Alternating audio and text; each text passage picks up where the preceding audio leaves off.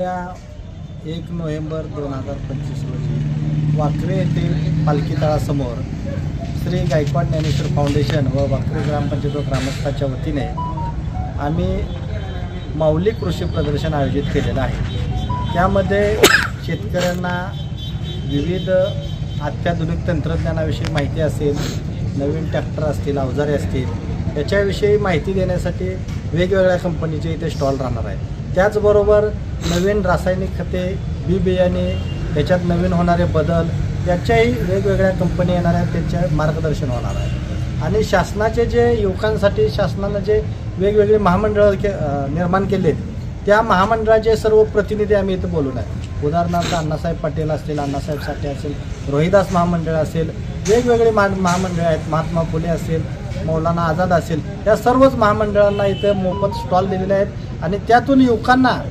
मार्गदर्शन व्हावं, प्रेरणा मिळावी आणि उद्योजक निर्माण व्हावेत, ही आमची अपेक्षा आहे।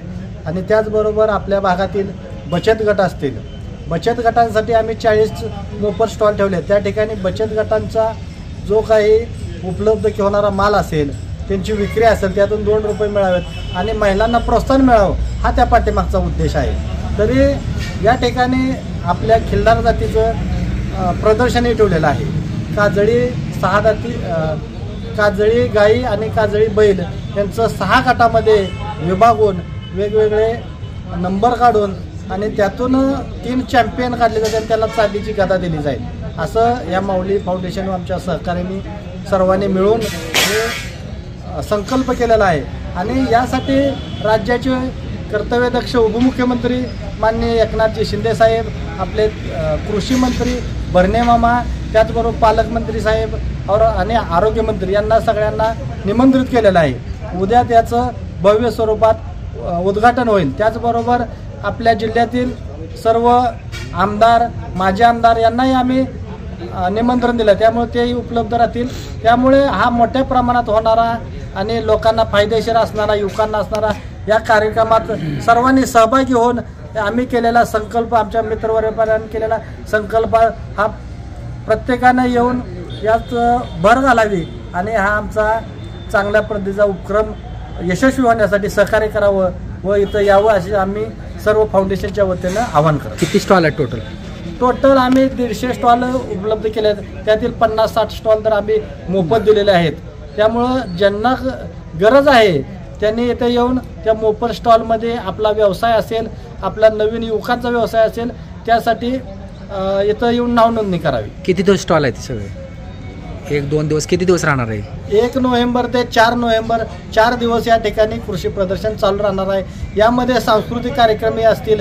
1 तारखेला आम्ही डान्स स्पर्धा ठेवलेली आहे। 2 तारखेला एकादशी असल्यामुळं खळेकर महाराजांचा, समाज प्रबोधनकार खळेकर महाराजांचा कीर्तनाचा कार्यक्रम ठेवलेला आहे। 3 तारखेला आपल्या महाराष्ट्राची लावणी या ठिकाणी लावणी खनिजा केलेला आहे। आणि 1 दिवशी आम्ही महिलांसाठी दिवसभर आरोग्य शिबिराच्या माध्यमातून या ठिकाणी महिलांचे वेगवेगळे आजार असतील, यासाठी महिलाच डॉक्टर तज्ज्ञ तिथं ठेवून दिवसभर महिलांसाठी 1 दिवस 4 किंवा 5 तारखेला आम्ही 2 दिवसात तारीख फायनल करून ते करणार आहे।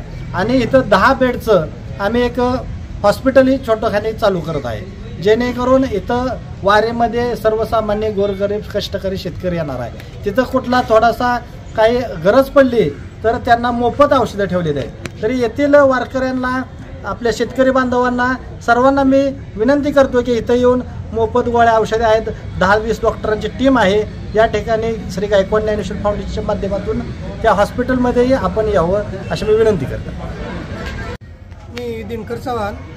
आता संग्रामदादा गायकवाड साहेबांनी इथे जे संत तुकाराम पालखी तळावरती कृषी प्रदर्शन, पशु प्रदर्शन आणि आरोग्याचा उपक्रम राबवलेला आहे।